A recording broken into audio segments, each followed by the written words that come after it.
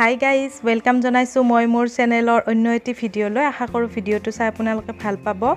আজি লৈ আহিছো কঁঠালৰ গুটিৰ লগত ভেদাইলতাৰ সৈতে মাছৰ ৰেচিপি। ইয়াৰ কাৰণে কঁঠালৰ গুটিৰ বগা অংশখিনি মই এৰুৱাই লৈছো।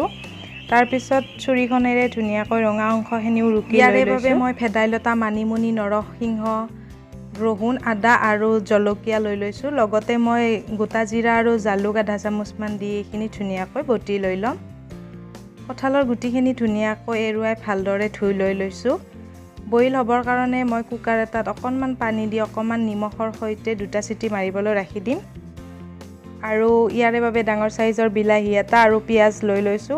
এই ৰুকনিখনতে মই পিয়াজ আৰু বিলাহীখিনি ধুনীয়াকৈ ৰুকি ল'ম। আপোনালোকে ইচ্ছা কৰিলে মিক্সিত পেষ্ট বনাইও লৈ ল'ব পাৰে।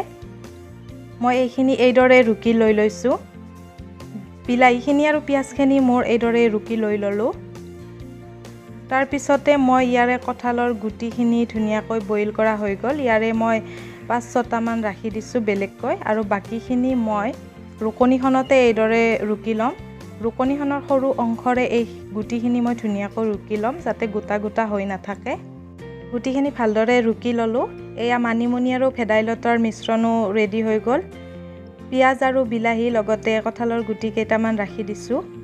মাছখিনি মই এইদৰে ভাজি লৈছো। কলঠিৰ মাছ এইদৰে সৰু সৰুকৈ কাটি মই দি খাই ভাল পাওঁ।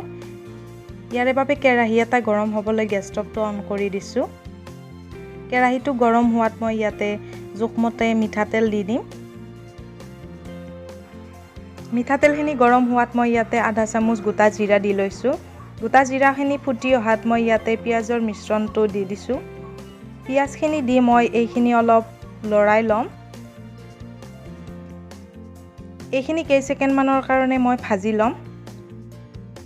পিয়াজখিনি অলপ কালাৰ চেঞ্জ হোৱাৰ পিছত মই বিলাহীৰ পেষ্টটো ইয়াতে দি দিছো আৰু দুইখিনি একেলগে মই ভাজি ল'ম অলপ সময়ৰ কাৰণে। ইয়াতে মই এচিকুট নিমখ দি দিম যাতে বিলাহীখিনি সোনকালে গলি যায়। তাৰ পিছত এইখিনি ধুনীয়াকৈ মিহলাই লৈ ল'ম। এইখিনি অলপ সময় ভজাৰ পিছতে এইদৰে তেল বিৰিঙি উঠিছে। এইখিনিলৈকে ভাজিলে হৈ যাব। ধুনীয়াকৈ গলি গৈছে বিলাহী আৰু পিয়াজখিনি। ইয়াৰে পিছতে মই ভেদাইলতাৰ পেষ্টটো এইখিনিত দি দিম। এইখিনি দি মই ইয়াতে এইখিনি ধুনীয়াকৈ মিক্স কৰি লৈ ল'ম। এইখিনি ধুনীয়াকৈ ভজা হৈ গৈছে। ইয়াতে মই গেছটো ল' কৰি ৰাখি ইয়াতে মই প্ৰয়োজন অনুসৰি হালধি পাউডাৰ দি দিছো। ইয়াৰ লগতে মই আধা চামুচ জিৰা গুড়ি দি লৈছো, আধা চামুচ ধনিয়া গুড়ি আৰু লগতে আধা চামুচ ৰেড চিলি পাউডাৰ আৰু আধাতকৈ অকণমান কম গৰম মছলা দি এইখিনি ধুনীয়াকৈ মিক্স কৰি ল'ম।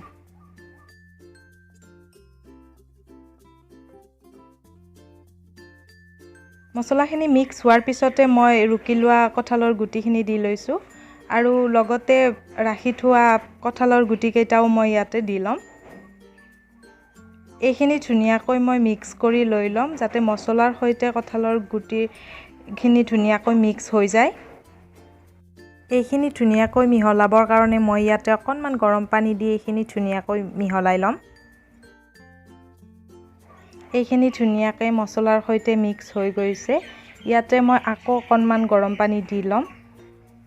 দি লৈ মই গেছটো মিডিয়াম কৰি এইখিনি ধুনীয়াকৈ ভাজি ল'ম।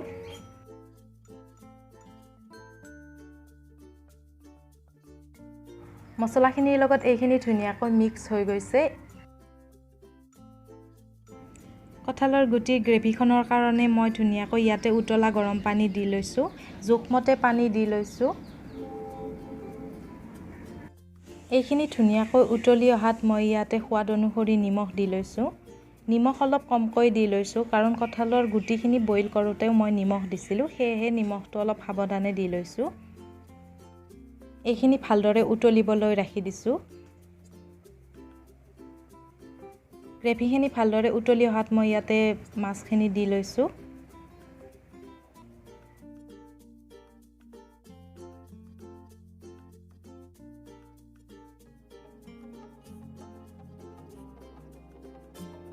মাছখিনি দি মই ভালদৰে মিক্স কৰি উতলিবলৈ ৰাখি দিছো। 5 মিনিট সময়ৰ কাৰণে ঢাকনখন লগাই মই গেছটো মিডিয়াম কৰি ৰাখি দিছো।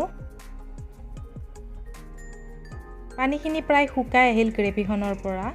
এয়া গ্ৰেভিখন উতলিয়ে আছে। মই ইয়াতে অকণমান চেনি দি লৈছোঁ। আপোনালোকে নিবিচাৰিলে চেনিটো অপচনেল হয়, নিদিবও পাৰে। গ্ৰেভিখন ধুনীয়াকৈ মই মিক্স কৰি লৈছোঁ। গ্ৰেভিখন ডাঠ হৈ আহিছে। মই এই ধৰণে ৰাখি দিম। আপোনালোকে যদি ইয়াতকৈ আৰু অলপ ডাঠ খাব বিচাৰে তেন্তে অলপ উতলাই ল'ব। মই এই ধৰণে খাই ভাল পাওঁ। এই ধৰণেই মই ৰাখি দিলোঁ। এয়া চাওক, গ্ৰেভিখন প্ৰায় ৰেডি হৈ গ'ল আমাৰ। গেছ ষ্টভটো অফ কৰি ঢাকোনখন লগাই মই প্ৰায় 10 মিনিটৰ কাৰণে এইখিনি ৰেষ্টত ৰাখি দিম।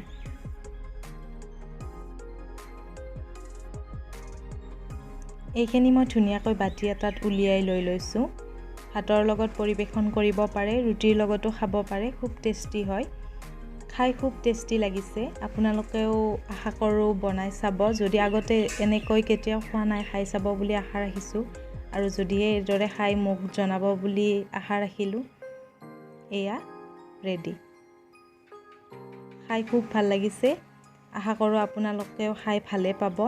যদিহে মোৰ এই ৰেচিপিবিধ চাই ভাল লাগিছে তেন্তে প্লিজ ভিডিঅ'টো লাইক কৰি দিব আৰু শ্বেয়াৰ কৰি দিব বন্ধু বান্ধৱীৰ মাজত।